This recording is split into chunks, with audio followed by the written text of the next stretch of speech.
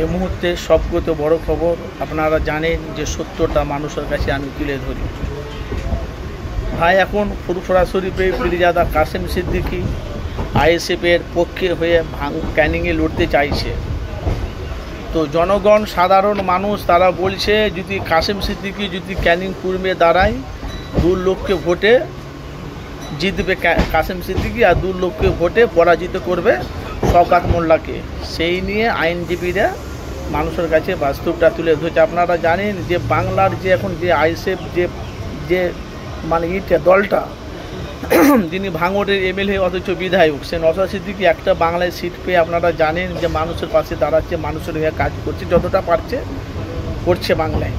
কিন্তু আপনারা জানেন যে ভাঙড়ে যে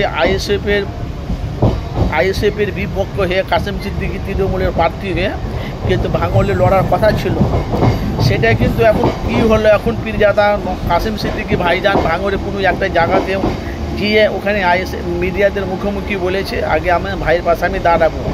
সেটাই নিয়ে এখন বাংলায় তোলপাড় উঠছে। আপনারা জানেন যে সত্যটা মানুষের কাছে তুলে ধরি। এখন বাংলার এখন কলকাতার যারা আইনজীবীরা তারা বলছে কাসেম সিদ্দিকী যে যদি ক্যানিং পূর্বে দাঁড়ায় 2 লক্ষ ভোটে শওকত মোল্লাকে পরাজিত করবে। এটাও মানে ওটা একটা মানে সূচিত ওদের একটা সমালোচনা। কেন আইনজীবীরা তারা তো জানে ক্যানিংয়ের আইএসএফের দলটা কতটা বাড়ছে কতটা কমছে, এসব ওরা বেশি বলতে পারবে। সেই নিয়ে এখন তার বেশিরভাগ ফুরফুরার ভক্তরা, আপনারা জানেন যে ফুরফুরা শরীফে যে ভক্তরা আছে, দাদা হুজুর পীর কেবলা যে ভক্তরা আছে, এরা কিন্তু সব কিন্তু নওশাদকে তো ভোট দিয়েছে। এবার আইএসএফের প্রার্থী হয়ে কাসেম সিদ্দিকী দাঁড়াবে, কিন্তু ফুরফুরার ভক্তরা সব কিন্তু কাসেম সিদ্দিকীকে ভোট দিয়ে জিতাবে। কোথায়? ক্যানিং পূর্বে। আবার বলছে 2 লক্ষ ভোটে পরাজিত করবে কাকে? শওকত মোল্লাকে। আর আপনারা জানেন যে সত্যটা মানুষের